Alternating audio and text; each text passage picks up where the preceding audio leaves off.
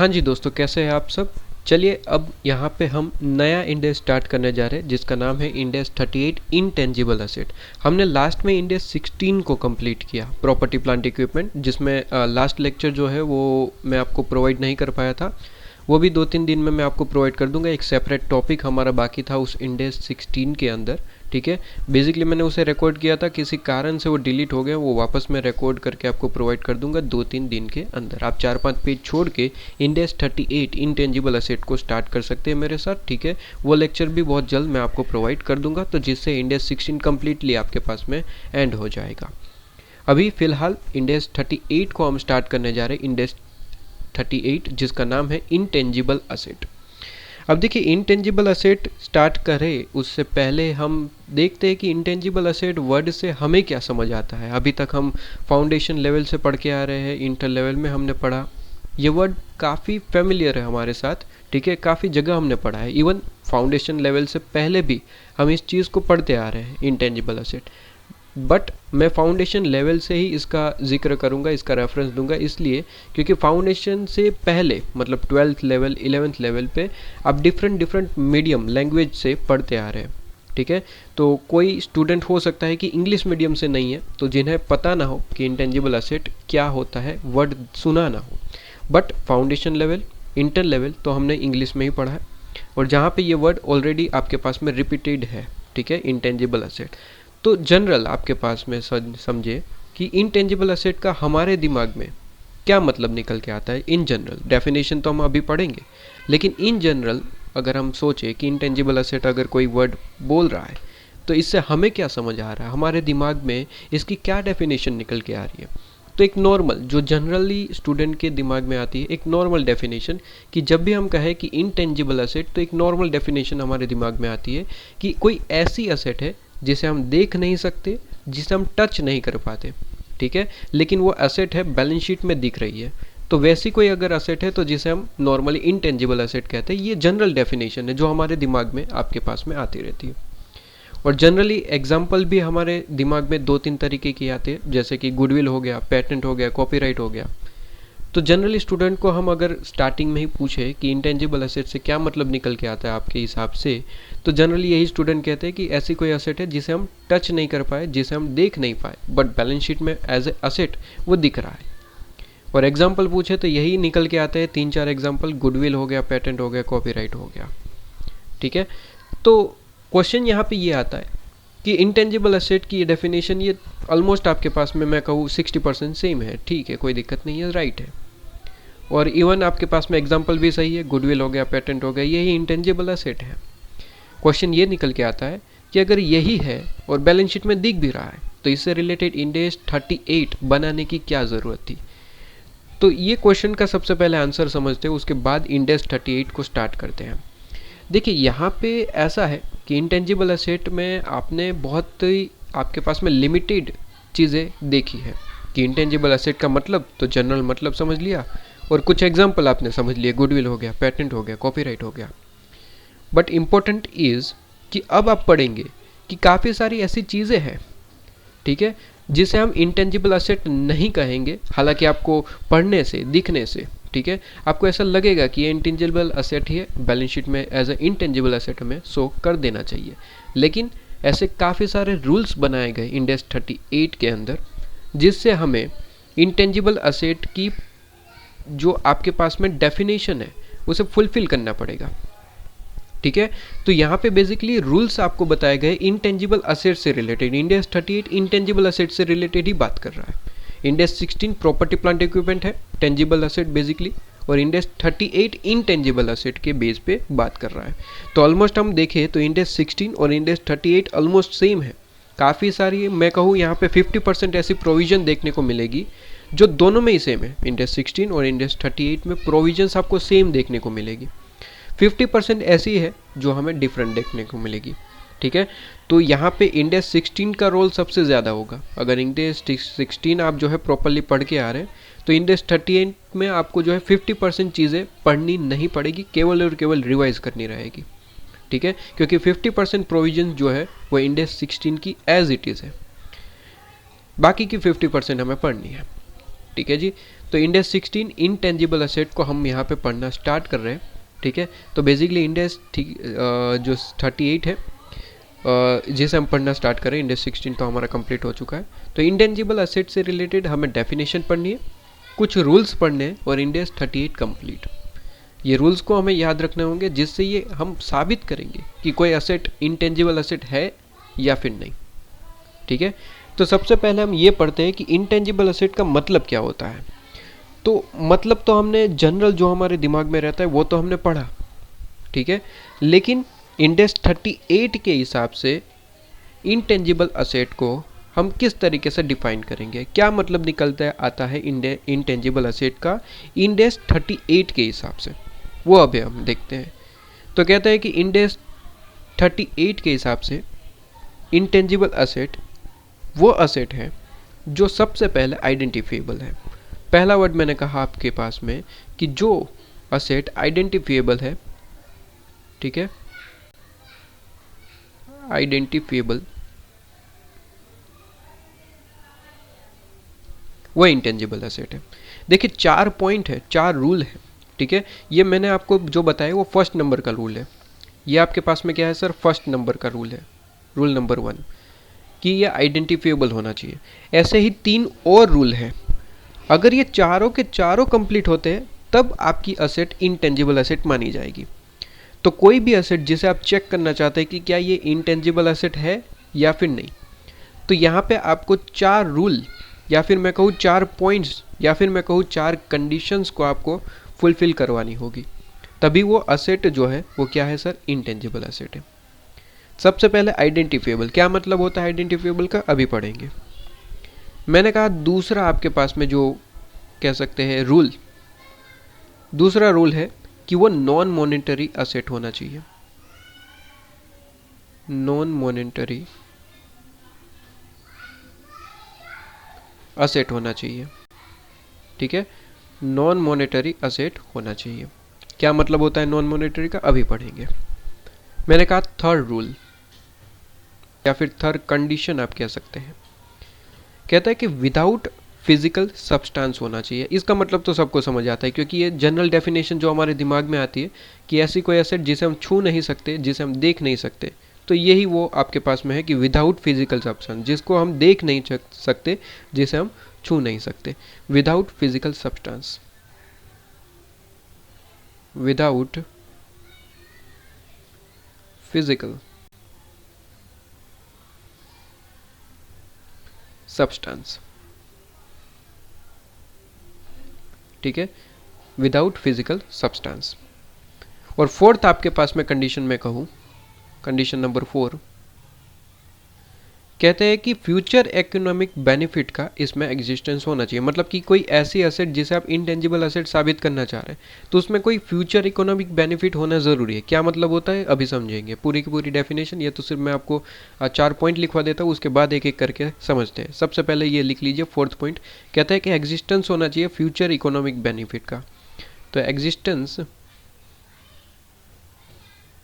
Of future economic benefits, मैंने short में लिख दिया FEB। आप फुल फॉर्म में लिखिए, हो सकता है कि रिवीजन के टाइम आपको इसका फुल फॉर्म याद ना आए, तो आप अभी के लिए फुल फॉर्म ही लिखिए, फ्यूचर इकोनॉमिक बेनिफिट्स। एंड साथ ही साथ एंड कहते हैं कि इस पे कंट्रोल भी हमारा होना ज़रूरी है। मतलब कि entity has control over future economic benefit, ठीक है। मतलब कि बेसिकली बेनिफिट भी होना चाहिए और उस बेनिफिट का कंट्रोल हमारे पास ही होना चाहिए। ऐसा नहीं कि किसी और के पास बेनिफिट का कंट्रोल हो। क्या मतलब होता है अभी समझेंगे, फिलहाल के लिए सिर्फ लिखते रहिए और सुनते रहिए, ठीक है। मतलब तो अभी हमें समझना बाकी है। तो कहता है कि एंड एंटिटी हैज़ कंट्रोल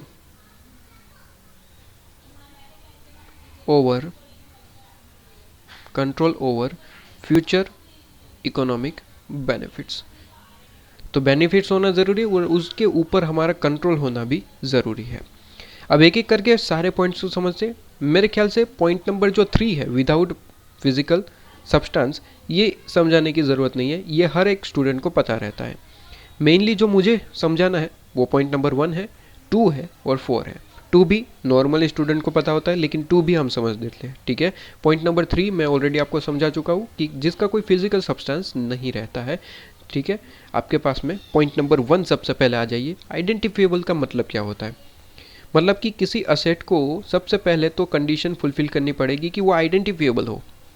अब आइडेंटिफिएबल का क्या मतलब होता है? तो मैंने कहा आइडेंटिफिएबल का मतलब आपके पास में रहता है, आइडेंटिफिएबल का मतलब रहता है कि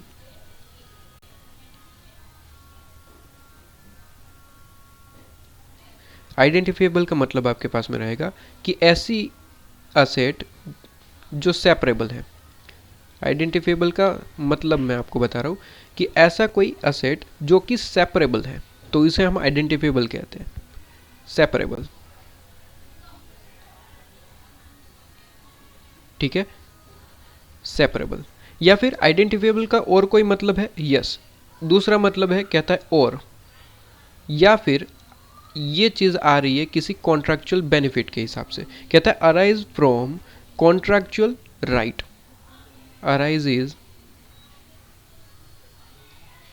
arises from contractual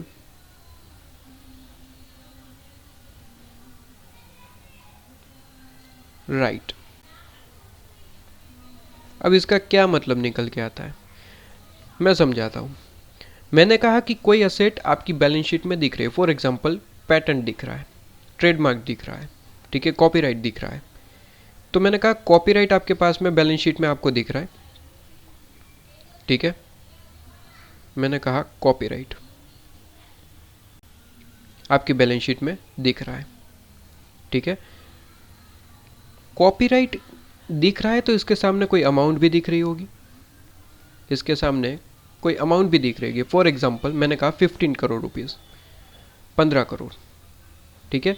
कि मतलब इसका मतलब क्या निकल के आता है? इसका मतलब ये निकल के आता है कि किसी चीज़ का हमने कॉपीराइट लिया हुआ है और जिसके लिए हमने पेमेंट किया है 15 करोड़, 15 करोड़ रुपीस हमने पे करा है, ठीक है। तो इसका मतलब क्या हुआ? ये सेपरेबल है, मतलब कि सारी असेट बैलेंस शीट में आपको दिख रही है। जैसे कि आपको इंटेंजिबल असेट दिख रही है, टेंजिबल असेट दिख रही है, ठीक है। टेंजिबल में भी आपके पास में प्रॉपर्टी प्लांट इक्विपमेंट हो गया, काफ़ी सारे आपके पास में फर्नीचर वगैरह है, ठीक है। इंटेंजिबल में गुडविल हो गया, कॉपीराइट हो गया, पेटेंट हो गया। उन सारी असेट में आपको कॉपीराइट अलग से दिख रहा है, उसकी अमाउंट अलग से दिख रही है। इसका मतलब है कि वो सेपरेबल है। सेपरेबल का मतलब क्या है कि ऐसी कोई एसेट जिसकी अमाउंट सहित आपको वो चीज़ डिफरेंटली दिखाई दे रही है। कि कोई कहे कि सर कॉपीराइट है, हाँ कॉपीराइट है हमारी एसेट में, कितने की है? कहते हैं कि 15 करोड़ रुपीज़। हम सेपरेटली उसे डिफाइन कर पा रहे हैं, तो उसे हम कहते हैं कि वो सेपरेबल है, ठीक है, उसे हम कहते हैं सेपरेबल है। या फिर और कहा है, आइडेंटिफिएबल का मतलब दो हो सकता है, या तो सेपरेबल हो तो भी ठीक है, कोई दिक्कत नहीं है, उसे हम आइडेंटिफिएबल मान लेंगे। या फिर और कहा है, और अराइजेज फ्रॉम कॉन्ट्रैक्चुअल राइट। जैसे कि आपके पास में पता होगा कि आप किसी भी तरीके से आप जो है पैटेंट खरीदते हैं, ठीक है। या फिर आप अभी जो ट्रेंड निकला है कि मैकडोनल्ड हो गया, तो ये सारे फ्रेंचाइजीज प्रोवाइड करते हैं अपनी कुछ टाइम पीरियड के लिए, 5 साल के लिए आपको फ्रेंचाइजी प्रोवाइड कर दी, ठीक है ना। तो ये कॉन्ट्रैक्चुअल राइट है, ये क्या हो गया? कॉन्ट्रैक्चुअल राइट है। तो अगर ऐसा कोई कॉन्ट्रैक्चुअल राइट है बेसिकली आपके पास में टाइम पीरियड के लिए, तो ये भी एक तरीके से आइडेंटिफिएबल है, क्योंकि आपको पता है कि भाई 5 साल के लिए है और इसकी स्पेसिफिकली फ़ीस आपको प्रोवाइड कर दी जाती है कि इतना पेमेंट करना है आपको, और उसके बदले आपको 5 साल का क्या हुआ, क्या दे दिया गया है? फ्रेंचाइजी आपको प्रोवाइड कर दी गई है, ठीक है। तो आइडेंटिफिएबल का मतलब दो तरीके से, या तो सेपरेबल हो तो भी कोई दिक्कत नहीं है, या फिर कॉन्ट्रैक्चुअल राइट है, स्पेसिफिकली आपने एग्रीमेंट ही करवा रखा है, कॉन्ट्रैक्चुअल राइट आपने ले रखा है, तब तो कोई दिक्कत ही नहीं है, वो आइडेंटिफिएबल मान लिया जाएगा। तो दोनों में से कोई एक, सेपरेबल या फिर कॉन्ट्रैक्चुअल राइट, तो उसे हम आइडेंटिफिएबल मानते हैं, ठीक है। तो ये आपके पास में क्या हो गया सर? आइडेंटिफिएबल। इसके बाद नेक्स्ट पॉइंट क्या है सर?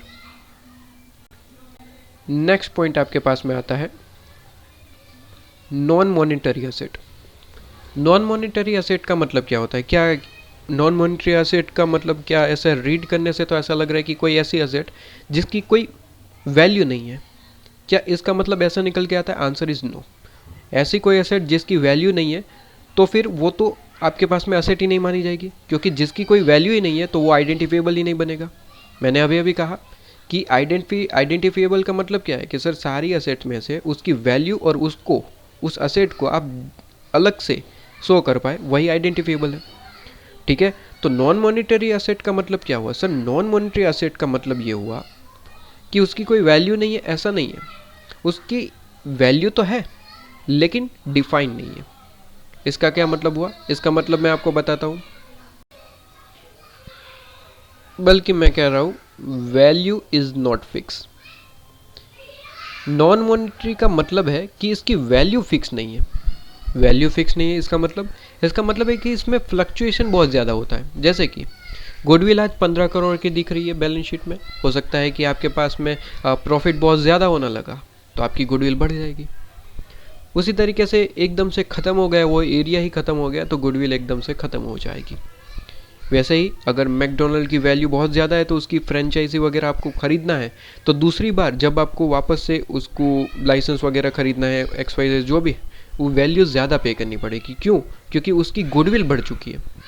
ठीक है, तो इसकी वैल्यू फिक्स नहीं है। जबकि प्रॉपर्टी प्लांट इक्विपमेंट आप देख लो तो उसकी वैल्यू कहीं ना कहीं फिक्स है, उसमें कोई फ्लक्चुएशन नहीं है कि आपने कोई 15 करोड़ में कोई प्रॉपर्टी प्लांट इक्विपमेंट परचेज करा है तो 15 करोड़ का है, कोई दिक्कत नहीं है। बट इसमें चेंजेस होने की संभावना ज़्यादा रहती है बेसिकली। ठीक है, तो ये नॉन मॉनेटरी हो गया। इसके बाद विदाउट फिजिकल सब्सटेंस, ठीक है, वो आपको समझा चुका हूँ मैं। और आपके पास में फोर्थ पॉइंट, देखिए इनटेंजिबल एसेट है या फिर नहीं, इसके लिए तो आपको मेनली पॉइंट नंबर 1 और पॉइंट नंबर 4 हेल्प करेगा। पॉइंट नंबर 2 और 3 तो आप बेसिकली डेफिनेशन में है तो इस तरीके से हम देख रहे हैं। बाकी पॉइंट नंबर 1 है और पॉइंट नंबर 4 है, यही चीज़ आपको याद रखनी होगी। इसी 2 पॉइंट पे आपको क्वेश्चन सॉल्व करने रहेंगे।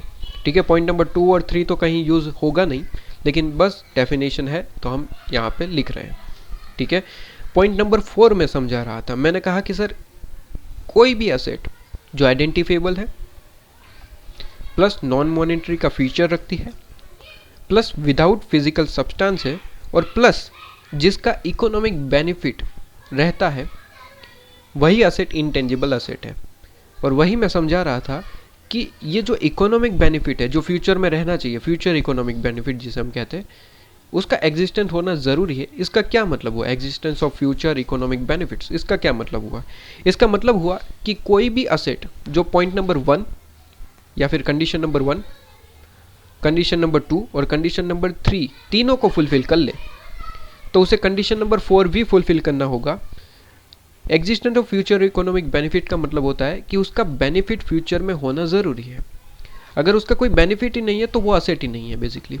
इंड एस 38 का मानना है कि चाहे वो आइडेंटिफिएबल हो, नॉन मॉनेटरी हो, विदाउट फिजिकल सब्सटेंस हो, लेकिन उसका कोई बेनिफिट नहीं है फ्यूचर में, तो वो असेट ही नहीं है।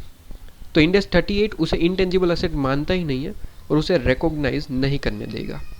ठीक है, तो 4 point is very important. Asset यहाँ पे आके भी फेल हो सकता है, और यहाँ पे इंड एस 38 ने क्लियर करा है कि पॉइंट नंबर 1, 2, 3, 4 ये चारों कंडीशन फुलफिल हो तभी वो आपकी असेट इंटेंजिबल असेट है। ठीक है, तो फोर्थ पॉइंट आपके पास में है कि फ्यूचर इकोनॉमिक बेनिफिट उसमें दिखना चाहिए। ठीक है, कोई आप यहाँ पे पेटेंट लेके आए तो उससे रिलेटेड आपको बेनिफिट दिखना चाहिए कि हाँ पेटेंट हमने लिया है तो इस कारण से लिया है कि फ्यूचर में प्रॉफिट होगा। हमारा कुछ बिजनेस स्टाइल इस तरीके से है कि जिससे हम रेवेन्यू क्रिएट कर पाएंगे, ऐसे इस तरीके से एग्जिस्टेंस होना चाहिए फ्यूचर इकोनॉमिक बेनिफिट का। हालांकि फ्यूचर जो है वो डिफाइन नहीं है, बट उसका एग्जिस्टेंस दिखना चाहिए कि हाँ आप कहीं ना कहीं इस पे प्रॉफिट कमाने की सोच रहे हैं या फिर हो रहा है। क्लियर है? और उस पर कंट्रोल हमारा होना ज़रूरी है। कंट्रोल होना ज़रूरी है मतलब ऑब्वियसली, फॉर एग्जांपल आप जो है वो जियो का रिचार्ज करवा रहे हैं। ठीक है, आपने प्रीपेड रिचार्ज करवाया है, तो रिचार्ज करवाने का जो बेनिफिट है, मतलब रिचार्ज करवाने के बाद जो आपको कॉलिंग मिलेगा, डेटा मिलेगा, वो किसको मिलेगा? आपको मिलेगा या फिर किसी और को? सर आपको मिलेगा। क्यों? क्योंकि आपने उसे परचेज किया है। तो कहीं ना कहीं कंट्रोल आपका ही होगा। क्यों? क्योंकि आपने परचेज किया, तो कंट्रोल आपका ही होना चाहिए। तो यहाँ पे जो फ्यूचर इकोनॉमिक बेनिफिट की बात कर रहा हूँ कि आपने प्रीपेड प्लान करवाया, पैसे तो आज दे दिए, ठीक है, लेकिन बेनिफिट फ्यूचर में मिलने वाला है कि 1 साल तक आपको कॉलिंग फ्री है, डेटा मिलेगा अनलिमिटेड, तो ये सारी चीज़ें। तो फ्यूचर इकोनॉमिक बेनिफिट हो गया कि पैसे आज दिए हैं लेकिन फ्यूचर में बेनिफिट मिलने वाला है। और उस पर कंट्रोल आपका होगा, ना कि किसी और को मिलेगा वो डेटा। ठीक है, तो ये आपके पास में हो गया। तो टोटल 4 पॉइंट है। आइडेंटिफिएबल, आइडेंटिफिएबल का मतलब 2 तरीके से हो सकता है, या तो सेपरेबल हो तो भी ठीक है, या फिर कॉन्ट्रैक्चुअल राइट के हिसाब से आया तो भी ठीक है। राइट, तो ये फर्स्ट आपके पास में कंडीशन। सेकंड कहता है नॉन मॉनेटरी, थर्ड कहता है विदाउट फिजिकल सब्सटेंस होना चाहिए, और फोर्थ पॉइंट इज इंपॉर्टेंट, कहता है एग्जिस्टेंस रहना चाहिए किस चीज़ का, फ्यूचर इकोनॉमिक बेनिफिट्स का, और उस पर कंट्रोल भी हमारा ही होना चाहिए। ठीक है, ना कि किसी और का। तो ये आपके पास में हो जाता है। मैंने कहा कि सर इसके रिलेटेड एग्जाम्पल कुछ, तो वैसे 2-3 एग्जाम्पल तो आपके दिमाग में वैसे भी रहते हैं, तो वो एग्जाम्पल तो है ही, प्लस 1-2 और लिखवा देता हूँ। ठीक है, तो उसमें कोई दिक्कत नहीं है। तो मैंने कहा कि सर एग्जाम्पल लिखवा देते हैं, एग्जाम्पल्स।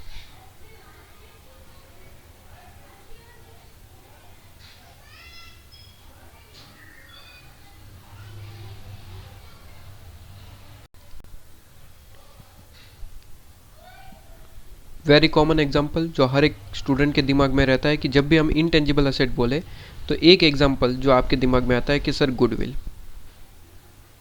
ठीक है, तो वह मैं लिखवा दे रहा हूँ, ये आपके पास में गुडविल। राइट, इसके बाद नेक्स्ट एग्जाम्पल पेटेंट, कॉपीराइट हो गया। ठीक है, ये सारी चीज़ें, तो मैंने कहा सर पेटेंट। ठीक है, ये आपके पास में हो गया पेटेंट, हो गया कॉपीराइट, कॉपीराइट ये हर एक स्टूडेंट के दिमाग में रहता है। ज़्यादा से ज़्यादा एक और एक यहाँ पे आपके पास में रहता है ट्रेडमार्क। ठीक है, ये जनरल स्टूडेंट के दिमाग में रहता है, और 1-2 मैं और लिखवा देता हूँ। ट्रेडमार्क्स हो गया। फ्रेंचाइजी की मैंने बात करी थी। ठीक है, तो फ्रेंचाइजी लिख लीजिए, फ्रेंचाइजीज। इसके बाद नॉन कम्पीट फी, नॉन कम्पीट फी इसका क्या मतलब होता है समझाता हूं मैं। Non compete fees. इसके बाद मैंने कहा technical know how, technical know how. ये टेक्निकल नो हाउ बेसिकली आप जो है इंटर लेवल पे पढ़ के आ रहे होंगे, किसी स्टूडेंट को याद हो। ठीक है, वरना मैं आपके पास में एक्सप्लेनेशन कर रहा हूँ। अच्छा, यहाँ पे कंप्यूटर सॉफ्टवेयर भी हो गया, अगर आप लिखना चाहें तो कंप्यूटर सॉफ्टवेयर भी साथ लिख सकते हैं। ठीक है, लिख दीजिए, क्योंकि फ्यूचर जो क्वेश्चन हम सॉल्व करने वाले हैं उसमें कंप्यूटर सॉफ्टवेयर ज़्यादा यूज़ होगा। ठीक है, उस पर बेसिकली वो इंटेंजिबल असेट को क्वेश्चन पूछने चाहते हैं या फिर उसको साबित करना चाहते हैं, तो जनरल एग्जांपल वो उनका कंप्यूटर सॉफ्टवेयर ही रहता है। ये ज़्यादा मिलेगा आपको एग्जांपल, कंप्यूटर सॉफ्टवेयर, कंप्यूटर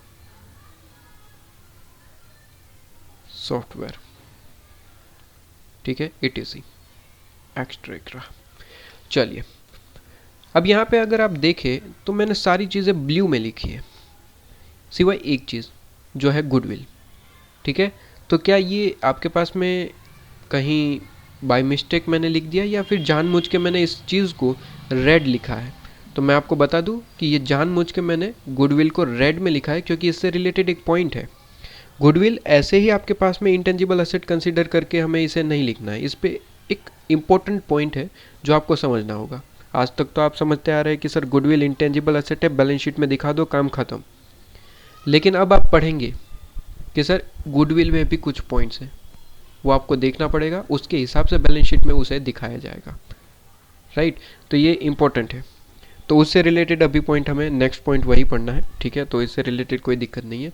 मैं बता रहा था कि यहाँ पे सर कॉपीराइट पता चल गया, ट्रेडमार्क चलो ठीक है वो पता है, फ्रेंचाइजीज पता है। नॉन कम्पीट फी का मतलब क्या है सर? जनरली स्टूडेंट को पता रहता है, क्योंकि फाउंडेशन इंटर में ये सारे वर्ड्स आपके पास में पढ़े हुए हैं, फेमिलियर है, लेकिन फिर भी मैंने कहा सर नॉन कम्पीट फी का मतलब होता है कि फॉर एग्जांपल ये आपका बिजनेस है और ये आपके पास में कॉम्पिटिटर का बिजनेस है। अब दोनों जो है बिजनेस सेम है। फॉर एग्जांपल आप जो बिजनेस कर रहे हो वही कॉम्पिटिटर आपके पास में बिजनेस कर रहा है, सेम मार्केट सेम प्लेस।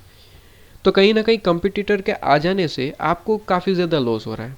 ठीक है, पहले तो आप अकेले ही बिजनेस करते थे उस प्लेस पे और काफ़ी अच्छा बिजनेस चल रहा था, काफ़ी अच्छा प्रॉफिट चल रहा था, लेकिन कहीं ना कहीं कुछ समय बाद आपका कॉम्पिटिटर सेम बिजनेस लेके आ गया। अब क्या हुआ, प्रॉफिट आधा हो गया, ठीक है, प्रॉफिट थोड़ा सा कम हो गया। हमने देखा कि भाई प्रॉफिट कम हो गया क्योंकि हमारे कंपटीटर ने यहाँ पे अपना बिजनेस जमा लिया है। तो इससे बचने के लिए हमने क्या कहा कि हम गए अपने कंपटीटर के पास, मतलब यहाँ पे हमारा बिजनेस है और यहाँ पे कंपटीटर का बिजनेस है। हम गए अपने कंपटीटर के पास, कंपटीटर को हमने बताया कि हम आपको कुछ स्पेसिफिक अमाउंट पे करेंगे, तो आपको उसके बदले क्या करना होगा। फॉर एग्जांपल 5 साल के लिए आपको अपना बिजनेस बंद रखना होगा। 5 साल के लिए आप ये सेम बिजनेस नहीं करेंगे। हाँ, और कोई बिजनेस करना चाहे करिए, लेकिन ये सेम बिजनेस जो हम कर रहे हैं वो आपको नहीं करना है। उसके लिए हम स्पेसिफिक अमाउंट आपको पे कर रहे हैं, ठीक है। और कॉम्पिटिटर ने कहा ठीक है भाई, हमें तो फ़ायदा ही मिल रहा है, पैसे मिल रहे हैं, तो हमें कोई दिक्कत नहीं है, हम दूसरा कोई बिजनेस करेंगे, तब तक 5 साल बाद हम अपना बिजनेस वापस से शुरू कर देंगे, ठीक है। तो ये जो आपने पेमेंट किया, क्यों पेमेंट किया, ताकि आपको compete ना करे अपना कॉम्पिटिटर, आपका कॉम्पिटिटर आपको compete ना करे, इसके लिए आपने कुछ अमाउंट पे किया, ठीक है, फॉर स्पेसिफिक पीरियड। 5 साल हो गया, 10 साल हो गया, 3 साल हो गया। तो इस अमाउंट को हम कहते हैं नॉन कम्पीट फी, कि compete ना करे इसके लिए हम फीस पे कर रहे हैं। तो इस फीस को भी, ये जो फीस है उस फीस को भी हमने क्या कहा सर, इंटेंजिबल असेट। ये भी एक तरीके से इंटेंजिबल असेट ही है और उसे आप बैलेंस शीट में हम शो कर सकते हैं। क्लियर है, ये भी इंपॉर्टेंट है। इसके बाद technical know how. Technical know how तो ऑब्वियसली ये तो सिंपल है कि भाई ऐसे कोई नॉलेजेबल पर्सन है जिसे टेक्नोलॉजी के बारे में बहुत ज़्यादा पता है, ठीक है, तो वो भी एक तरीके से हमारी असेट मानी जाती है। हालांकि टेक्निकल नो हाउ को हम आगे पढ़ेंगे, क्वेश्चन में आएगा तब मैं अच्छे से डिस्कस करूँगा, ठीक है, वहाँ पे अमाउंट के साथ होगा तो वो देख लेंगे। वैसे पता होगा, नहीं पता है तो हम डिस्कस करेंगे। कंप्यूटर सॉफ्टवेयर तो आपको वैसे भी पता है, सॉफ्टवेयर आपके पास में इंटेंजिबल असेट रहता है, ठीक है। अब जो हमने रेड मार्किंग किया था गुडविल, उससे रिलेटेड कुछ डिस्कशन हमें आगे बढ़ानी है, ठीक है। आइए मेरे साथ नेक्स्ट आपके पास में डिस्कशन आगे बढ़ाते हैं। चलिए, तो मैंने एग्जांपल आपके पास में क्लियर करा और अब मैं आपको बता रहा हूँ कि सर गुडविल से रिलेटेड क्या पॉइंट था। तो हेडिंग लिखेंगे आपके पास में, हेडिंग मेरे साथ आप लिखेंगे यहाँ पे,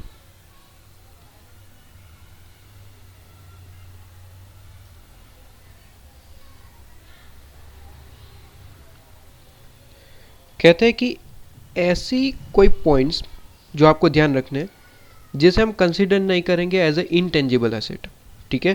कहते हैं कि following are not consider as intangible asset. Heading लिखेंगे following are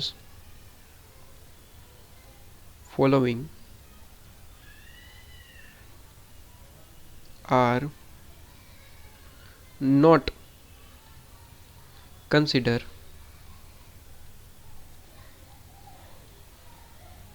not considered as intangible asset, जिसे हम intangible asset बिल्कुल भी कंसिडर नहीं करेंगे। intangible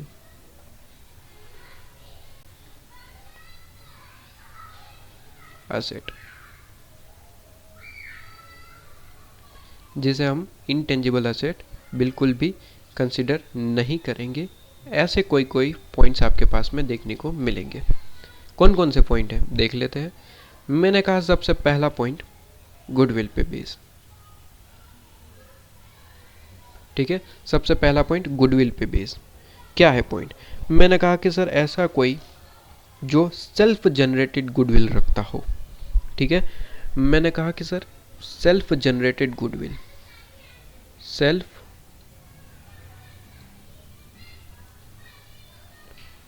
generated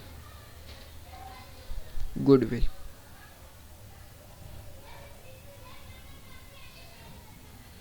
self generated goodwill जो है वो आपके पास में इंटेंजिबल असेट नहीं मानी जाएगी। और जैसे ही आप सुनते हैं आपके दिमाग में क्वेश्चन आना शुरू हो जाते हैं कि ऐसे कैसे सर, हमने तो अभी तक ऐसे काफ़ी सारे बैलेंस शीट देखी है, ठीक है, जहाँ पे हमें गुडविल देखने को मिला है, ठीक है, बैलेंस शीट में हमने कई बार गुडविल देखा है, और आप कह रहे हैं कि सर गुडविल को इंटेंजिबल असेट नहीं माना जाएगा, ऐसे कैसे।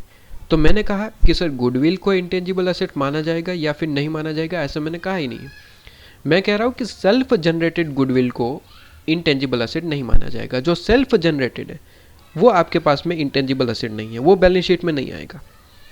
तो सर कौन सा आपके पास में बैलेंस शीट में आएगा? मैं कह रहा हूँ कि सर ऐसी गुडविल जो आपके पास में क्या है सर, परचेज की हुई है। फॉर एग्जाम्पल मैंने कहा कि सर हमारा ये बिजनेस है, ये दूसरा बिजनेस है, ठीक है, हमने इसे क्या किया सर, टेक ओवर कर लिया।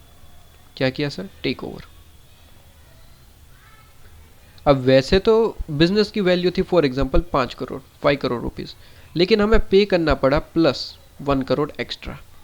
किस चीज़ का सर? उसका नाम बढ़िया था, ठीक है, मार्केट में काफ़ी अच्छा नाम था, जिसकी वजह से हमें 1 करोड़ रुपीस एक्स्ट्रा पे करना पड़ा। 1 करोड़ रुपीस एक्स्ट्रा पे करना पड़ा। तो ये 1 करोड़ किस चीज़ का है सर? गुडविल का, कि हमने एक्वायर किया, गुडविल भी हमें परचेज करनी पड़ी। क्यों? क्योंकि बिजनेस चाहिए था। बिजनेस तो वैसे 5 करोड़ का था, लेकिन पेमेंट 1 करोड़ एक्स्ट्रा करना पड़ा। क्यों? क्योंकि गुडविल को भी परचेज करना पड़ा, राइट। तो वो हो गया परचेज गुडविल। वो बैलेंस शीट में दिखेगा आपके पास में अलग से कि 1 करोड़ आपके पास में गुडविल का है। बट कोई बिजनेस आपने बनाया खुद से, ठीक है, खुद से आपने क्रिएट किया है, और उसका बिजनेस का जो है आपने काफ़ी अच्छा मेंटेन किया और बिजनेस को आगे बढ़ाया। और आज वो बिज़नेस जो है, पहले आपने जब स्टार्ट किया था वो बिज़नेस ये था, और आज वो बिज़नेस हो चुका है ये, ठीक है। मार्केट में काफ़ी अच्छी आपके पास में कंडीशन रही, नाम बहुत बढ़िया रहा, ठीक है, और जिसकी वजह से आपकी गुडविल जो है, जो किसी समय कुछ भी नहीं थी, वो आज करोड़ों में है, ठीक है। तो उसे आप बैलेंस शीट में दिखा सकते हैं? Answer is no. इसका कारण क्या है? क्यों परचेज गुडविल को आप दिखा सकते हो और सेल्फ जनरेटेड को नहीं दिखा सकते? इसका कारण क्या है? इसका कारण डेफिनेशन में ही छुपा हुआ है, और डेफिनेशन में भी आपके पास में कंडीशन नंबर 1 देखिए। कंडीशन नंबर 1 मैंने क्या कहा था सर? वो आइडेंटिफिएबल होना ज़रूरी है। आइडेंटिफिएबल का मतलब मैंने कहा सेपरेबल हो या फिर कॉन्ट्रैक्चुअल राइट के थ्रू आ रहा हो। तो क्या सेल्फ जनरेटेड गुडविल, एक बार सोचिए कि क्या सेल्फ जनरेटेड गुडविल ये फर्स्ट कंडीशन को फुलफिल कर रहा है? सेकेंड, थर्ड, फोर्थ, वो तो चलो ठीक है, वो बाद में देखते हैं। फर्स्ट कंडीशन तो पहले फुलफिल करके दिखाइए। सेल्फ जनरेटेड गुडविल क्या फर्स्ट पॉइंट मतलब आइडेंटिफिएबल का पॉइंट क्लियर कर रहा है? तो अगर आप सोचे कि सर सेल्फ जनरेटेड गुडविल क्या फर्स्ट पॉइंट मतलब कि आइडेंटिफिएबल का पॉइंट क्लियर कर रहा है, तो आइडेंटिफिएबल का मतलब क्या था सर? आइडेंटिफिएबल का मतलब तो था कि वो सेपरेबल हो या फिर अराइज फ्रॉम कॉन्ट्रैक्चुअल राइट हो। तो सर ये कॉन्ट्रैक्चुअल राइट तो है ही नहीं, ठीक है, कोई कॉन्ट्रैक्चुअल राइट से थोड़ी ना है, वो तो हमने खुद क्रिएट किया, तो ये तो कंडीशन नहीं है, ठीक है। अब बचा क्या सर? सेपरेबल। सेपरेबल या सेपरेबल का कंडीशन अगर फुलफिल कर दे सेल्फ जनरेटेड गुडविल, तब तो वो इंटेंजिबल एसेट है, तब तो कोई दिक्कत ही नहीं है, क्योंकि बाकी की तीनों कंडीशन तो वो ऐसे भी फुलफिल कर रहा है। कहते हैं non monetary, without physical substance और फ्यूचर इकोनॉमिक बेनिफिट, ये तो तीनों है ही, ठीक है। आपके पास में सेल्फ जनरेटेड गुडविल है तो फ्यूचर इकोनॉमिक बेनिफिट भी आपको मिलेगा कि कहीं ना कहीं फ्यूचर में जब आप सेल करेंगे तो ज़्यादा में आपके पास में बिजनेस बिकेगा, क्योंकि गुडविल की वजह से। तो बाकी के तीनों पॉइंट तो है ही, बस आइडेंटिफिएबल का पॉइंट जो हमें समझना है कि क्या वो कंप्लीट कर पा रहा है। तो उसमें 2 पॉइंट थे, या तो सेपरेबल हो या फिर कॉन्ट्रैक्चुअल राइट। तो मैंने कहा कॉन्ट्रैक्चुअल राइट तो है ही नहीं, वो तो कैंसिल हो गया, ठीक है, वो तो आपके पास में क्या हो गया सर? कैंसिल हो गया। तो अभी बचा क्या सर? सेपरेबल। मतलब सेपरेबल का अगर कंडीशन वो फुलफिल कर दे तब तो कोई दिक्कत नहीं, वो इंटेंजिबल एसेट है, लेकिन वो सेपरेबल की कंडीशन फुलफिल नहीं कर पा रहा है। क्यों? समझिए, मैंने सेपरेबल का मतलब क्या कहा था? सेपरेबल का मतलब कहा था सर, आपने एग्जांपल भी दिया था कि काफ़ी सारी असेट हो और जहाँ पे मैं कहूँ कि सर ये वाली असेट, तो जिसकी वैल्यू आप सेपरेटली दिखा पाए, ठीक है, उस असेट को हम सेपरेबल कहते हैं। मैंने पेटेंट कॉपीराइट का एग्जांपल दिया कि उसकी वैल्यू 15 करोड़ है, तो अलग से दिखना चाहिए कि हाँ इसकी एग्जैक्ट वैल्यू 15 करोड़ है। क्यों 15 करोड़ है? क्योंकि पेटेंट कॉपीराइट 15 करोड़ में हमने परचेज किया था, तो बेसिकली उसकी वैल्यू 15 करोड़ है, ठीक है ना। तो ये चीज़ है। अब मुझे बताइए कि अगर अपनी सेल्फ जनरेट गुडविल है तो क्या उसकी वैल्यू आपको पता है? आंसर इज नो, कभी नहीं पता चलेगी। बस आप अपने हिसाब से डिसाइड कर सकते हैं कि सर मार्केट में वैल्यू 15 करोड़ है, 20 करोड़ है, 25 करोड़ है, लेकिन क्या उसकी एग्जैक्ट वैल्यू पता है? Answer is no sir. कब पता चलेगी? जब आप उसे सेल कर देंगे तब, ठीक है। मतलब कि और कोई आपकी बिजनेस को परचेज करेगा, उस टाइम पे जो एक्स्ट्रा पेमेंट करेगा, ठीक है, वो आपके पास में गुडविल तब आपके पास में डिसाइड होगी। अब अभी तो आप कह सकते हैं कि सर 25 करोड़ की गुडविल है, लेकिन फ्यूचर में जब आपकी सेल हुई बिजनेस तो 15 करोड़ में रहा, ठीक है, गुडविल की मतलब कोई फिक्स वैल्यू तो आपके पास में है नहीं, क्योंकि वो सेल्फ जनरेटेड है, ना आपने कोई परचेज किया है और ना ही कुछ सेल किया। तो कहीं ना कहीं सेल्फ जनरेटेड ये आपकी मार्केट में वैल्यू है, लेकिन कितनी की वैल्यू है, क्या अमाउंट है उसका, क्या आप वो आपके पास में विथ प्रूफ दिखा पाएंगे? Answer is no. लेकिन परचेज गुडविल है तो आप उसे दिखा पाएंगे। क्यों? क्योंकि आपने वो उसके लिए स्पेसिफिक अमाउंट पे किया, जैसे कि पेटेंट के लिए करते हैं, कॉपीराइट के लिए करते हैं, ट्रेडमार्क के लिए करते हैं, फ्रेंचाइजीज के लिए करते हैं। कोई स्पेसिफिक अमाउंट है जिसे हम कह सकते हैं कि ये सर सेपरेबल है, कॉपीराइट है 10 करोड़ का रुपए का, तो ये 10 करोड़ क्या है सर? स्पेसिफिक है, अमाउंट हमने पे किया है, वो हमारी गुडविल है। ठीक है, वो हमारी इंटेंजिबल एसेट है बेसिकली, तो वो कोई दिक्कत नहीं है। लेकिन गुडविल में जो सेल्फ जनरेटेड गुडविल है उसकी वैल्यू आप कहीं ना कहीं फिक्स नहीं कह पाएंगे। आप कहेंगे कि 10 करोड़ है, कहीं ना कहीं कुछ दिन बाद वापस से पूछे तो कहेंगे 15 करोड़ है। तो कहीं ना कहीं आपकी वैल्यू वो फिक्स नहीं है, इसलिए वो सेपरेबल नहीं है, ना ही कोई कॉन्ट्रेक्चुअल राइट के थ्रू आ रहा है। पहली कंडीशन आप फुलफिल नहीं कर पाए। और जैसे कि इंटेंजिबल एसेट इंड एस 38 ने कहा कि सर चारों के चारों पॉइंट जब कंप्लीट कर पाओ तभी आइए इंटेंजिबल एसेट में, वरना मत आइए। तो पहली कंडीशन फुलफिल न करने की वजह से जो सेल्फ जनरेटेड गुडविल है वो इंटेंजिबल एसेट से बाहर हो गया। ठीक है, वो इंटेंजिबल एसेट से बाहर हो गया, राइट। तो परचेज गुडविल है intangible asset, but self generated नहीं है। इसी के साथ आप एक और पॉइंट लिखिए, सेल्फ जनरेटेड कह सकते हैं या फिर मार्केट शेयर, दोनों का मतलब तो वैसे एक ही है कि मार्केट में आपका शेयर कितना है। ठीक है, मार्केट शेयर। एग्जांपल मैं लेता हूं, मार्केट शेयर्स। ठीक है, फॉर एग्जांपल आपका बिजनेस ये है, पर्टिकुलर आप प्रोडक्ट का बिजनेस कर रहे हैं और आपके कॉम्पिटिटर भी है। फॉर एग्जांपल 4 और कॉम्पिटिटर है आपके पास में, ये रहा दूसरा कॉम्पिटिटर। तो ये आपका बिजनेस है, ये आप है। ठीक है, ये आप है और आपके 4 और कॉम्पिटिटर है मार्केट के अंदर। ये पूरे का पूरा मार्केट है, ये पूरे का पूरा आपके पास में क्या है सर? मार्केट है। मैंने कहा कि सर आपने जो मार्केट कैप्चर करके रखा है वो 25% है, पूरे मार्केट में 25% आपका ही मार्केट कैप्चर है, 25% आपकी ही प्रोडक्ट चलती है। ठीक है, लेकिन क्या 25% ये फिक्स है? मतलब इसकी कोई अमाउंट हो सकती है, मतलब 25% आपका यहाँ पे मार्केट शेयर है, वो तो कल 26 हो सकता है या फिर कल 20 भी हो सकता है। ठीक है, ये कहीं ना कहीं फिक्स नहीं है, या फिर आप कहे यूं कहें कि इसकी कोई वैल्यू आप डिसाइड नहीं कर पाएंगे। 25% है तो आज 15 करोड़, कल 26 हो जाएगा तो क्या 20 करोड़ हो जाएगा? Answer is no sir. इसकी कोई वैल्यू आप खुद से डिसाइड नहीं कर पाएंगे, सेपरेबल नहीं है basically.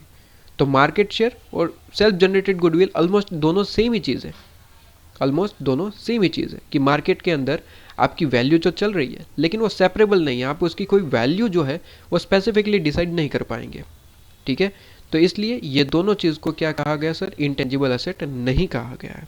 Not consider as intangible asset आपके पास में, not consider as intangible asset, right.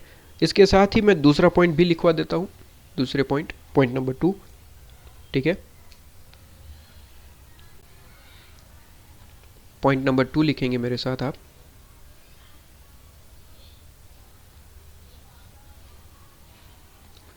Point number 2, staff training programme. Staff training programme, staff training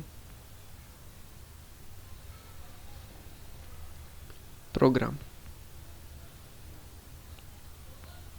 ठीक है, अब जब ये मैं लिखता हूँ स्टूडेंट के दिमाग में कन्फ्यूज़न बहुत ज़्यादा बढ़ जाता है। क्यों? क्योंकि जैसे ही मैंने पहला पॉइंट पढ़ा है कि सर सेल्फ जनरेटेड गुडविल और मार्केट शेयर इसलिए इंटेंजिबल एसेट नहीं है क्योंकि वो सेपरेबल नहीं था, उसकी वैल्यू कोई आप स्पेसिफिकली डिसाइड नहीं कर पा रहे थे। ठीक है, जिसकी वजह से वो इंटेंजिबल एसेट नहीं माना गया। तो सेकेंड जब पॉइंट में लिखवाता हूँ कि स्टाफ ट्रेनिंग प्रोग्राम, स्टूडेंट के दिमाग में और ज़्यादा कन्फ्यूजन हो जाता है। क्यों? क्योंकि सर स्टाफ ट्रेनिंग प्रोग्राम तो स्पेसिफिक है, उसके लिए तो वैल्यू होती है। जैसे कि हमने 15 करोड़ का खर्चा किया है स्टाफ ट्रेनिंग प्रोग्राम पे, तो खर्चा फिक्स होता है, अमाउंट हमें पता रहती है, तो फिर भी वो इंटेंजिबल एसेट क्यों नहीं है? इसके लिए तो अमाउंट स्पेसिफिक ही होगा ना, जितना भी खर्चा किया उसे हम कैलकुलेट कर पा रहे होंगे स्टाफ ट्रेनिंग प्रोग्राम के लिए, तो फिर वो इंटेंजिबल असेट क्यों नहीं है? ठीक है, ये क्वेश्चन आ जाता है, क्योंकि पॉइंट नंबर 1 तो हमने पढ़ा कि भाई उसके लिए प्राइस फिक्स नहीं थी, वैल्यू फिक्स नहीं थी, इसकी वजह से वो इंटेंजिबल असेट में नहीं आ पाया, सेपरेबल नहीं था बेसिकली। लेकिन स्टाफ ट्रेनिंग प्रोग्राम तो सेपरेबल है, उसकी वैल्यू तो हम सेपरेट कर पा रहे, फिर भी वो आपके पास में क्यों इंटेंजिबल असेट नहीं है, ये क्वेश्चन आपके पास में आ रहा है। ठीक है, तो समझिए ज़रा इस चीज़ को कि इसका क्या मतलब निकल गया है। तो देखिए, मैंने जो है आपके पास में इंडेक्स 38 इंटेंजिबल असेट को क्लियर करने के लिए 4 पॉइंट बताए, चारों कंडीशन फुलफिल होनी चाहिए। अब आप पॉइंट नंबर 1 को समझे, गुडविल को, ठीक है, सेल्फ जनरेटेड गुडविल को, तो वहाँ पे मैंने क्या बताया सर? वहाँ पे मैंने बताया कि सर वो आइडेंटिफिएबल नहीं था। ठीक है, तो आप सेकंड पॉइंट को सिर्फ आइडेंटिफिएबल के हिसाब से ही देख रहे हैं, सिर्फ आइडेंटिफिएबल। ठीक है, और कोई चीज़ देख नहीं रही है। तो यहाँ पे मैं आपको बता रहा हूँ कि 3 कंडीशन है, 3 कंडीशन। ठीक है, identifiable, non monetary asset, without physical substance और existence of future economic benefit, ये चारों कंडीशन देखनी है, इसके अलावा 3 कंडीशन है। ठीक है, तो पहला पॉइंट आइडेंटिफिएबल से रिलेटेड था। ठीक है, इसलिए मैंने आपको बताया कि आइडेंटिफिएबल नहीं है, इसलिए सेल्फ जनरेटेड गुडविल या फिर आप कहें मार्केट शेयर जो है वो इंटेंजिबल एसेट नहीं है। लेकिन जो सेकंड पॉइंट मैं डिस्कस कर रहा हूँ आपके पास में, जो सेकंड पॉइंट है वो क्या मैंने कहा सर? Staff training programme. हाँ, वो आइडेंटिफिएबल है, कोई दिक्कत नहीं है, सेपरेबल है, क्योंकि आप उसका स्पेसिफिक खर्चा डिसाइड कर पा रहे हैं। ठीक है, उसका स्पेसिफिक खर्चा आप बता रहे हैं, ऑब्वियसली आपके पास में कितना आपने एग्जैक्ट खर्चा किया वो बता पा रहे हैं, सेपरेबल है। ठीक है, तो कंडीशन नंबर 1 ठीक है, लेकिन बाकी की तीनों कंडीशन फुलफिल हो रही है या फिर नहीं, ये भी तो देखिए। सर सेकंड नंबर की क्या थी? Sir non monetary. ठीक है, वैल्यू फिक्स नहीं, ठीक है, आपके पास में खर्चा कैसे भी हो सकता है, ओके, नॉन मॉनेटरी है। ठीक है, आज इतना खर्चा हुआ है, कल दिन ज़्यादा भी हो सकता है, मार्केट के रेट बढ़ गए, ठीक है, ट्रेनर के रेट बढ़ गए, तो कल ज़्यादा भी हो सकता है, उसकी कोई फिक्स वैल्यू नहीं है, अप डाउन होते रहता है। ठीक है, नॉन मॉनेटरी है, चलो सेकंड कंडीशन भी फुलफिल मान ली गई, फर्स्ट भी फुलफिल, सेकंड भी फुलफिल। थर्ड कंडीशन कहता है कि सर विदाउट फिजिकल सब्सटेंस, उसका फिजिकल सब्सटेंस नहीं है। ठीक है, ट्रेनिंग कोई दिखने वाली चीज़ तो है नहीं, थर्ड कंडीशन भी फुलफिल मान ली गई। ठीक है, condition number 4, future economic benefit होना चाहिए। तो सर क्या फ्यूचर इकोनॉमिक बेनिफिट नहीं है? सर बिल्कुल है, जब ट्रेनिंग प्रोवाइड करेंगे हम अपने स्टाफ को, ठीक है, तो फ्यूचर इकोनॉमिक बेनिफिट ही है ना, आंसर इज यस है। फ्यूचर में वो ट्रेंड स्टाफ जो है हमारे प्रॉफिट लेवल को बढ़ाएगा, क्योंकि उसे ट्रेनिंग मिल चुकी है, तो बढ़िया है, तो फ्यूचर इकोनॉमिक बेनिफिट भी है। तो कहीं ना कहीं सर देखे तो कंडीशन नंबर 1 भी फुलफिल, 2 भी फुलफिल, 3 भी फुलफिल, और जैसे कि आपने खुद ही हाँ बोला है कि फ्यूचर इकोनॉमिक बेनिफिट भी है, और हमने इसे एक्सप्लेन भी किया कि भाई स्टाफ अगर ट्रेन है तो उसे ट्रेनिंग प्रॉपर प्रोवाइड कर दी गई है, तो फ्यूचर में हमारे लिए बेनिफिट प्रोवाइड करेगा। तो कहीं ना कहीं पॉइंट नंबर 4 भी फुलफिल, तो फिर वो इंटेंजिबल असेट क्यों नहीं है? तो कहीं ना कहीं जो मैंने एक चीज़ लिखवाई है आपको यहाँ पे, वो आपने उस पर फोकस नहीं किया। कौन सा? कहते हैं कि सर फ्यूचर इकोनॉमिक बेनिफिट होना तो ज़रूरी है, प्लस एंड मैंने लिखवाया, देखिए एंड क्या लिखवा है सर? उस पर कंट्रोल भी हमारा ही होना चाहिए, हमारा मतलब कि एंटिटी का। यहाँ पे हम एंटिटी की ओर से बोल रहे हैं, ठीक है, तो जो भी हम यहाँ पे इस पे आपके पास में रेफरेंस दे रहे हैं एंटिटी की ओर से देते हैं, इसलिए यहाँ पे एंटिटी लिखा गया है कि जो कंट्रोल है वो हमारा होना चाहिए, हमारा मतलब एंटिटी का। तो फ्यूचर इकोनॉमिक बेनिफिट होना ही सिर्फ ज़रूरी नहीं है, उस पर कंट्रोल हमारा हो ये भी ज़रूरी है। सर ये बात समझ नहीं आई, फ्यूचर इकोनॉमिक बेनिफिट तो चलो समझ आया कि ट्रेनिंग प्रोवाइड किया और ये हमें फ्यूचर में प्रॉफिट इंक्रीज करके दे सकते हैं, तो ये कहीं ना कहीं फ्यूचर इकोनॉमिक बेनिफिट है, ये समझ आता है।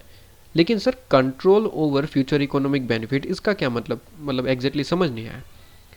तो बड़ा ही सिंपल है, मैंने कहा स्टाफ को हम ट्रेनिंग प्रोवाइड कर रहे हैं, स्टाफ को हमने क्या किया सर? ट्रेनिंग प्रोवाइड किया, ठीक है, लेकिन इसकी क्या गारंटी है कि ये ट्रेन स्टाफ हमारी कंपनी में रहेंगे? कहीं फॉर एग्जांपल कहीं और इनको ज़्यादा बढ़िया ऑफर मिल गई, सैलरी इंक्रीज, ठीक है, 2 गुना सैलरी इंक्रीज कर दी गई, ऐसी कोई ऑफर मिली हमारे कंपटीटर के द्वारा, तो वो तो वहाँ भी चले जाएंगे। कहीं ना कहीं ये सर्टेन नहीं है। हमारे स्टाफ पे ऊपर, जो ये हमारे ट्रेन स्टाफ आप कह सकते हैं, उसके ऊपर हमारा कंट्रोल नहीं है बेसिकली। आप समझ रहे हैं, कंट्रोल नहीं है। कल दिन अच्छी ऑफर मिल रही है तो वो तो चले जाएंगे, और ऐसा होते रहा है मार्केट में, आप देखते ही होंगे। ठीक है, इवन आप आर्टिकलशिप करते हैं तो वहाँ पे भी आप देख रहे होंगे कि काफ़ी सारे जॉब करते हुए हमारे यहाँ पे स्टाफ रहते हैं। अगर कहीं और ज़्यादा पैसे मिल रहे हैं, ज़्यादा बेनिफिट मिल रहे हैं, तो क्या करेंगे, वो चले जाएंगे। ठीक है, नोटिस पीरियड वो वगैरह देना, वो चलो ठीक है कि आपके पास में 1 महीने 15 दिन की नोटिस पीरियड देना होता है, वो तो जनरल रूल है। उसके बाद तो वो चले जाएंगे। कहीं ना कहीं एंटिटी का इस पे कंट्रोल क्या रहा, ज़ीरो, कुछ कंट्रोल नहीं रहा। ठीक है ना, तो ये आपके पास में हो गया।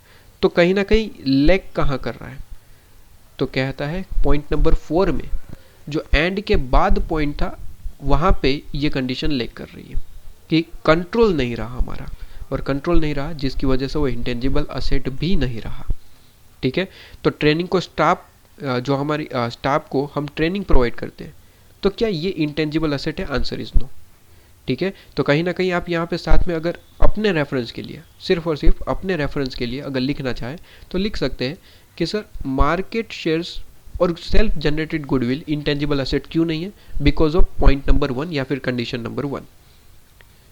कंडीशन नंबर 1, ठीक है, कंडीशन नंबर 1, कंडीशन नंबर 1 क्या थी सर? आपके पास में सेपरेबल, मतलब आइडेंटिफिएबल नहीं था। ठीक है, इसकी वजह से ये इंटेंजिबल असेट नहीं है। स्टाफ ट्रेनिंग प्रोग्राम क्यों नहीं है इंटेंजिबल असेट? ये तो सेपरेबल है। इवन बाकी के 2-3 पॉइंट भी वो क्लियर कर रहा है, लेकिन 4th पॉइंट में जो बाकी का पार्ट है उसे वो फुलफिल नहीं कर पाया। कौन सा पार्ट? कहते हैं कि कंट्रोल नहीं रह पाया हमारा फ्यूचर इकोनॉमिक बेनिफिट पे। हमने ट्रेनिंग तो प्रोवाइड कर दी स्टाफ से, फ्यूचर इकोनॉमिक बेनिफिट भी हमें दिखाई दे रहा है, लेकिन क्या गारंटी है कि वो स्टाफ हमारे ही कंपनी में रहेगा? कल दिन छोड़ के भी तो साथ जा सकता है, बिल्कुल। तो कहीं ना कहीं इस पे हमारा बेसिकली आप कहें 100% कंट्रोल नहीं है। ठीक है, तो कहीं ना कहीं यहाँ पे क्या, कहाँ लेक हो रहा है? कंट्रोल, कंडीशन नंबर 4 में। ये सिर्फ अपने रेफरेंस के लिए लिख सकते हैं आप। ठीक है, कंडीशन नंबर 4,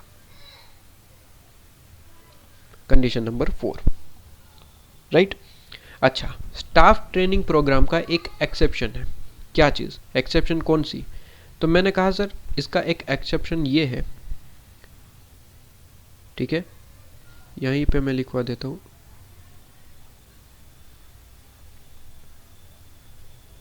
एक्सेप्शन क्या है? एक्सेप्शन कहता है कि if there is some restriction on time period, if there is restriction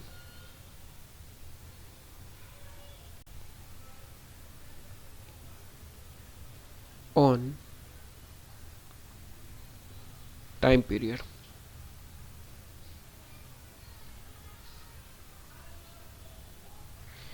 कहते हैं कि सर टाइम पीरियड के ऊपर रिस्ट्रिक्शन डाली गई है। फॉर एग्जांपल आपको पता रहता है कि सर जब भी मेन जो बड़े बड़े लेवल पे जो है अगर स्टाफ को हायर किया जाता है तो उनके साथ एक कॉन्ट्रैक्ट बनाया जाता है कि 10 साल तक आप हमारी कंपनी छोड़ के नहीं जा सकते, 20 साल तक नहीं जा सकते, 25 साल तक नहीं जा सकते।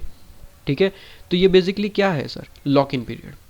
जैसे शेयर मार्केट में आप देखते हैं कि लॉक इन पीरियड, तो यहाँ पे भी आपके पास में आपकी जो टाइम पीरियड है उसे लॉक कर दिया गया है कि आप इतने टाइम तक तो नहीं जा सकते। तो कहीं ना कहीं उस टाइम पीरियड के लिए कंपनी का कंट्रोल हो जाता है स्टाफ के ऊपर। ठीक है, तो ये एक्सेप्शन है कि अगर इस तरीके की कोई चीज़ है तो हाँ वो इंटेंजिबल एसेट है। लेकिन इसको, ये जो एक्सेप्शन है इसे क्लियर करवाने के लिए क्वेश्चन हमें देखना है, लेकिन वो बहुत बाद में। ठीक है, ऑलमोस्ट मैं कहूँ 50% चैप्टर कंप्लीट हो जाएगा, उसके बाद आपके पास में इस पे बेस्ड क्वेश्चन देखने को मिलेगा। ठीक है, point number 1 self generated, point number 2 staff training programme, इस पे तो क्वेश्चन अभी देखने हैं हमें। इलस्ट्रेशन है आपके पास में 1 2 3 4, तो उस पर तो अभी हम देखेंगे। लेकिन जो एक्सेप्शन है उस पर हमें बाद में क्वेश्चन देखना है, इसलिए मैं अभी इस पर फोकस नहीं कर रहा हूँ। जब वो क्वेश्चन आएगा तब इस चीज़ को और ज़्यादा एक्सप्लेन करूँगा। मेरे हिसाब से पॉइंट नंबर 1 एंड 2 क्लियर है। एक्सेप्शन को अभी आपको क्लियर करने की ज़रूरत नहीं है, बस जो समझा है वो ठीक है, आपके पास में समझ आया तो ठीक है, वरना बाद में तो हम डिटेल में एक्सप्लेनेशन करेंगे क्वेश्चन के साथ। ठीक है, तो आइए इतना लिखवाने के बाद अब मेरे साथ आप आएंगे यहाँ पे क्वेश्चन पे डिस्कस करते हैं। क्वेश्चन जो अभी हम इलस्ट्रेशन डिस्कस करेंगे उससे आपका ये जो चीज़ अभी तक हमने जितना भी पढ़ा वो क्लियर हो जाएगा। ठीक है, तो अभी हम क्या देखेंगे सर, क्वेश्चन देखेंगे। क्वेश्चन कौन कौन से, तो कहते हैं आईसीएम मॉड्यूल में हम जाएंगे, आईसीएम मॉड्यूल,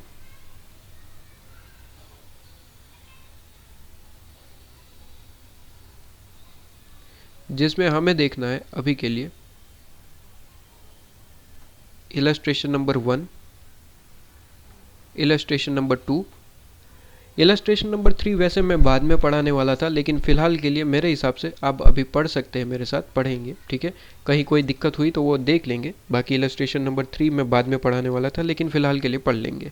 ठीक है, कोई दिक्कत नहीं है। चलिए इलस्ट्रेशन नंबर 3, ओके।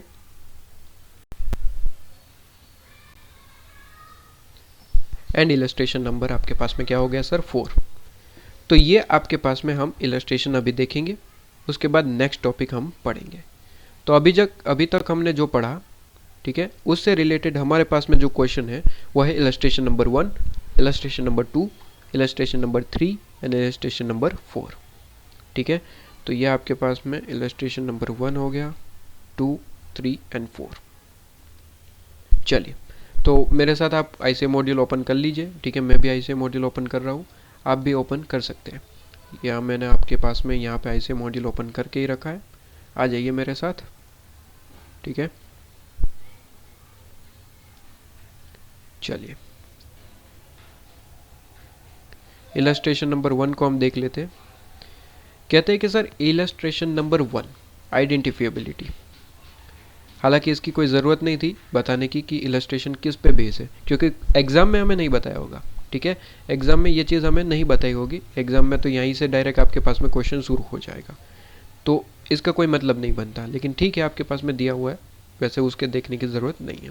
क्वेश्चन क्या कहता है, क्वेश्चन कहता है कि सर सन इलेक्ट्रॉनिक करके कोई कंपनी है। ठीक है, सन इलेक्ट्रॉनिक करके कोई कंपनी है, सन इलेक्ट्रॉनिक। कहते हैं कि has an expertise in consultancy business. ठीक है, तो कंसल्टिंग बिजनेस आपके पास में इनका है और उन पे वो एक्सपर्ट है। In year gone by company gain 30% market share. तो इनका मार्केट शेयर कितना हो चुका है सर, 30% मार्केट शेयर हो चुका है बिजनेस का। ठीक है, तो मैंने इस पे एग्जांपल भी अभी लिया था मैंने आपके पास में मार्केट शेयर पढ़ाने के लिए, कि सेल्फ जनरेटेड गुडविल हो गया और मार्केट शेयर। तो मार्केट शेयर में मैंने एग्जांपल भी लिया था, मैंने 25% लिया था, यहाँ पे 30% है। बाकी आप देख सकते हैं कि वही एग्जांपल यहाँ पे क्वेश्चन में है। ठीक है, तो कहते हैं 30% आपके पास में क्या है sir, market share. For its service business and intended to recognise as intangible asset. वो क्या चाहते हैं सर, इस चीज़ को वो इंटेंजिबल असेट दिखाना चाहते हैं। आपको पूछा गया है इवेल्यूएट करिए कि ये जो एक्शन लिया गया है कंपनी के द्वारा, कौन सा एक्शन। कहते हैं कि ये जो 30% मार्केट शेयर है उसको एज ए इंटेंजिबल एसेट दिखाना चाहते हैं, क्या वो जस्टिफाई है या फिर नहीं, वो आपको बताना है। क्वेश्चन आपसे ये पूछा गया है, तो आप बताएंगे कि क्या ये जस्टिफिएबल है या फिर नहीं। रीज़न भी आपको बताना होता है। ठीक है, तो ऑब्वियसली मैं ये चीज़ तो एज ए एग्जाम्पल मैं आपको बता चुका हूँ, तो मेरे हिसाब से इसमें कोई एक्सप्लेनेशन की ज़रूरत नहीं है। आ जाइए सॉल्यूशन पे, क्या लिखा हुआ है, क्या मैंने कहा था वही लिखा हुआ है या फिर कुछ और है, देख लेते हैं। कहते हैं कि market share does not meet the definition of intangible asset. Definition को मीट नहीं करवा रहा है, ये तो मैंने कहा था वही है। ठीक है, क्यों नहीं मीट कर रहा, कौन सी पॉइंट्स। वैसे डेफिनेशन में तो 4 कंडीशन थी, हमें स्पेसिफिकली बताना पड़ेगा। सॉल्यूशन में सिर्फ इतना लिखने से तो थोड़ी ना चलेगा कि मार्केट शेयर जो है वो डेफिनेशन को फुलफिल नहीं कर पा रहा है इसलिए वो इंटेंजिबल असेट नहीं है, इतना लिखने से नहीं चलेगा। ठीक है, ध्यान रहे आईसीएम मॉड्यूल के सॉल्यूशन शॉर्ट में दिए गए हैं, लेकिन अगर एग्जाम में आ रहा है तो सबसे पहले आपको क्या करना पड़ेगा, सबसे पहले आपको डेफिनेशन लिखनी पड़ेगी। पैराग्राफ नंबर 1, पैरा 1, अलग अलग पैराग्राफ में आप आंसर प्रेजेंट करेंगे, बहुत बढ़िया आपका प्रेजेंटेशन रहेगा।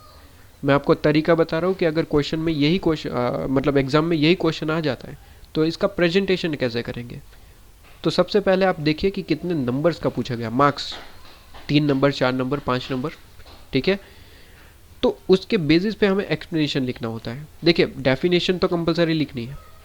फर्स्ट पैराग्राफ आपके सॉल्यूशन का डेफिनेशन ही दिखनी चाहिए, वो 4 टॉपिक्स या फिर 4 कंडीशन जो मैंने आपको लिखवाई है वही दिखनी चाहिए। क्लियर है? कहते हैं कि पैराग्राफ नंबर 2 में आप क्वेश्चन को एक्सप्लेन करेंगे। एक्सप्लेन द क्वेश्चन, क्वेश्चन में क्या कहा गया है। और पैराग्राफ नंबर 3 में सॉल्यूशन प्रोवाइड करेंगे। सॉल्यूशन तो प्रोवाइड करेंगे लेकिन विथ रीजन। क्या कहा sir? With reason.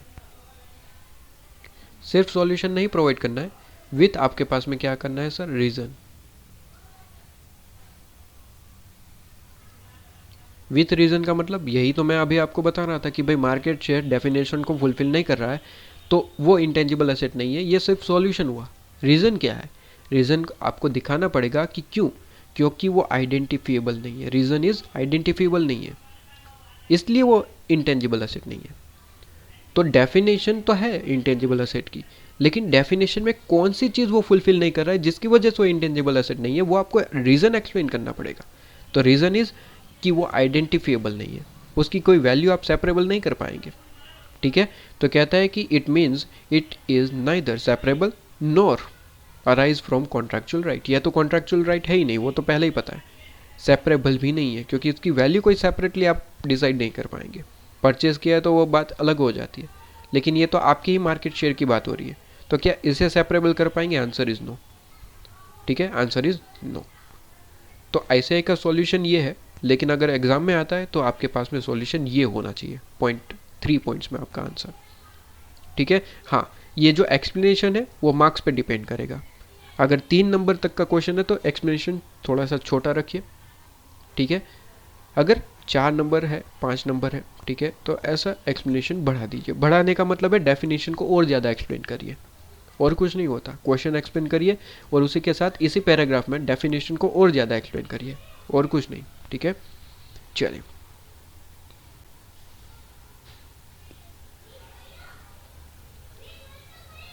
Illustration number 2 पे आ जाइए मेरे साथ आप। इलस्ट्रेशन नंबर 2 क्या कह रहा है? कहता है कि सर कोई कंपनी है XYZ करके, ठीक है, XYZ लिमिटेड करके कोई कंपनी है। कहते हैं कि प्रोवाइड कर रही है training to its staff. Training provide कर रही है तो ये तो बढ़िया है, कोई दिक्कत थोड़ी ना है। ट्रेनिंग प्रोवाइड कर रही है अपने स्टाफ को। किस चीज़ की ट्रेनिंग? कहते हैं कि न्यू टॉपिक्स, जीएसटी में आपको पता ही है सर काफ़ी सारी अमेंडमेंट आती है, इनकम टैक्स में अमेंडमेंट आती है। ठीक है, इंडेस में काफ़ी सारी बार जो है कुछ चीज़ें बदल जाती है। वैसे इंडेस में ठीक है आपके पास में ज़्यादा अमेंडमेंट नहीं, लेकिन कई बार आ जाती है तो ट्रेनिंग प्रोवाइड करना ज़रूरी रहता है। ठीक है, तो आपको बताया गया कि न्यू जो टॉपिक्स आते हैं, जैसे कि एग्जांपल दिया है आपको कि जीएसटी में आ गया, इनकम टैक्स में आ गया, इंडेस में हो गया, तो उससे रिलेटेड वो कंपनी क्या करती है? अपने स्टाफ को ट्रेनिंग प्रोवाइड करती है, ताकि वो इंश्योर कर पाए कि सारे के सारे जो रिक्वायर्ड लॉज एंड रेगुलेशन है उसका कंप्लाइंस हो पाए। ठीक है, प्रॉपर कंप्लाइंस हो पाए, इसके लिए कंपनी क्या कर रही है सर? ट्रेनिंग प्रोवाइड कर रही है। ठीक है, कोई दिक्कत नहीं है। आगे क्या कहा है? कहते हैं डिस्कस करिए कि whether the company can recognise such cost of staff training as a intangible asset. क्या करना चाहती है सर? Very important. कहते हैं कंपनी रिकॉग्नाइज करना चाहती है किस चीज़ को? कहते हैं ये जो कॉस्ट लगी है ना स्टाफ ट्रेनिंग पे, ठीक है, as a intangible asset. Intangible asset जो है वो रिकॉग्नाइज करना चाहती है। क्या करना चाहिए? तो वही डेफिनेशन पे जाना पड़ेगा। डेफिनेशन का फर्स्ट कंडीशन क्या था सर? एक एक कंडीशन आपको एक्सप्लेन करनी पड़ेगी। मैंने कहा ना 3 पॉइंट्स में आंसर लिखना पड़ेगा, डेफिनेशन, एक्सप्लेनेशन एंड सॉल्यूशन। तो पहले तो आपको डेफिनेशन ही लिखनी पड़ेगी। तो मुझे ये यहाँ पे समझने के लिए मैं यहाँ पे लिख रहा हूँ। ठीक है, टोटल 3 कंडीशन थी। कंडीशन नंबर 1 सर आइडेंटिफिएबल होना चाहिए। ठीक है, आइडेंटिफिएबल होना चाहिए। Condition number 2 sir non monetary. 2 and 3 तो चलो ठीक है, नॉन मॉनेटरी हो गया, आपके पास में फिजिकल सब्सटेंस नहीं है, नॉट। ठीक है, ऐसे शॉर्ट में लिख देता हूँ। 4th पॉइंट इकोनॉमिक बेनिफिट होना चाहिए, future economic benefits plus control होना चाहिए। कंट्रोल को भूलना नहीं। ठीक है, कंट्रोल को भूलना नहीं। सिर्फ फ्यूचर इकोनॉमिक बेनिफिट से कुछ नहीं होता, उस पर कंट्रोल भी हमारा ही होना चाहिए। तो 4 कंडीशन थी। ट्रेनिंग टू स्टाफ अगर देखें तो क्या वो आइडेंटिफिएबल आंसर ही से सर आइडेंटिफिएबल है, उसकी वैल्यू आप कॉस्ट जो है वो आइडेंटिफिएबल कर सकते हैं। आइडेंटिफिएबल है sir, yes. Sir non monetary है, ऑब्वियसली वैल्यू बढ़ती चलती जाती है, ठीक है, कम हो सकती है, ज़्यादा हो सकती है, ज़्यादा अमेंडमेंट आई है तो ज़्यादा फीस वसूल करेंगे वो लोग, कुछ है ही नहीं ज़्यादा एक्सपेंडिश करने में तो कम हो जाएगा खर्चा, ठीक है, वो ठीक है आपके पास में, वो स्टाफ ट्रेनिंग पे डिपेंड करता है, ट्रेनर पे डिपेंड करता है, वो ठीक है। सर फिजिकल सब्सटेंस तो वैसे भी नहीं है ट्रेनिंग में, कौन सा फिजिकल सब्सटेंस, ठीक है, नहीं है, ठीक है, ज्ञान है, ज्ञान का कोई फिजिकल सब्सटेंस नहीं है, okay. Fourth point sir, future economic benefit है, answer is yes sir, future economic benefit है, यस सर है, बट क्या सर कंट्रोल है, इंपॉर्टेंट पॉइंट इज कंट्रोल है या फिर नहीं सर, कंट्रोल नहीं है सर। क्या क्वेश्चन में कहीं बताया गया है कि स्टाफ का लॉक इन पीरियड है, आंसर इज नो सर। तो लॉक इन पीरियड से रिलेटेड तो हम फ्यूचर में क्वेश्चन देखेंगे, ठीक है, उस पर डिपेंड है, लेकिन फिलहाल के लिए जो मैंने आपको एक्सेप्शन लिखवाया था उससे छोड़ के मैंने क्या लिखवाया सर, स्टाफ ट्रेनिंग कभी भी इंटेंजिबल एसेट नहीं है। तो ये जो कंपनी कह रही है कि इसे हम इंटेंजिबल एसेट रिकग्नाइज करेंगे, क्या सही, आंसर इज नो। तो सॉल्यूशन में क्या लिखा है एक बार के लिए देख लेते हैं। तो कहा गया है सर, कहते हैं it is clear that company will obtain the economic benefit from the performance of the staff. Staff जो परफॉर्म करेंगे उससे क्लियरली दिख रहा है कि सर फ्यूचर इकोनॉमिक बेनिफिट है। मैंने भी तो यहाँ पे वही कहा कि सर फ्यूचर इकोनॉमिक बेनिफिट है, कोई दिक्कत थोड़ी ना है, but very important is but it does not have a control. Control नहीं है सर जी, क्या नहीं है सर, कंट्रोल नहीं है, क्योंकि स्टाफ तो कहीं पे भी कभी भी रिजाइन करके चला जाएगा दूसरी कंपनी में, क्या आप उसे रोक पाएंगे, आंसर इज नो सर, नहीं रोक पाएंगे, ठीक है। तो hence the company lack the ability to restrict the access to access of other to those benefit, ठीक है, कि यहाँ पे क्या लैक हो रहा है, कहते हैं कि sir control over them, control जो है फ्यूचर इकोनॉमिक बेनिफिट पे, ये पॉइंट यहाँ पे लैक कर रहा है, ठीक है। तो lack the ability to restrict, ये यहाँ पे लैक कर रहा है, और therefore company can not recognize the cost of staff training as a intangible asset, उसे recognize नहीं कर सकती। बड़ा ही सिंपल पॉइंट था, ऑलरेडी मैं एक्सप्लेन कर चुका, वही पॉइंट है, बस यहाँ पे इलस्ट्रेशन में डाल दिया गया है। इसके बाद मेरे साथ आ जाइए इलस्ट्रेशन नंबर 3 पे।